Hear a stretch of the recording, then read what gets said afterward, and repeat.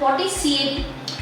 Coronary artery disease সেটাই হচ্ছে CAD, basically যেটাকে আমরা বলি heart block. Coronary artery disease ব্যাপারটা হলো করোনারি আর্টারি বা আমাদের হার্টে 3টে রক্তনালী থাকে, করোনারি আর্টারি যাদের বলা হয়, যাদের কাজ হচ্ছে হার্টের নিজস্ব রক্ত সঞ্চালন করা। কারণ হার্ট তো একটা বেসিক্যালি মাসেল যেটা কন্টিনিউয়াসলি পাম্প করে যাচ্ছে, তো সেই জন্য তার একটা হিউজ অ্যামাউন্ট অফ এনার্জি সোর্সের প্রয়োজন, তার নিজের একটা নিউট্রিশনের প্রয়োজন।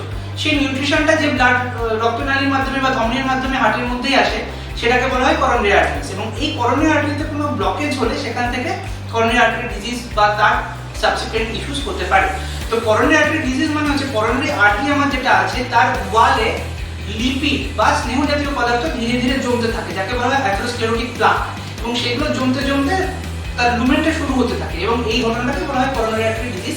এর বিভিন্ন রকম স্টেনোসিস বা এর যে ছোট হয়ে যাওয়া তার বিভিন্ন গ্রেডিং আছে, মাইল্ড, মডারেট, সিভিয়ার বলা হয়। যদি 50% এর কম স্টেনোসিস থাকে সেক্ষেত্রে সাধারণত ওষুধ কাজ করে, 70% ক্রস করে গেলেই তখন অপারেশনের কথা আমরা ভাবি, আর 90% ব্লকেজের বেশি হয়ে গেলে সেটাকে বলা হয় ক্রিটিক্যাল স্টেনোসিস, সেক্ষেত্রে আর্জেন্ট রিভাস্কুলারাইজেশন বা অপারেশনের প্রয়োজন হয়। তো এই হচ্ছে করোনারি আর্টারি ডিজিজ এবং তার প্রকারভেদ।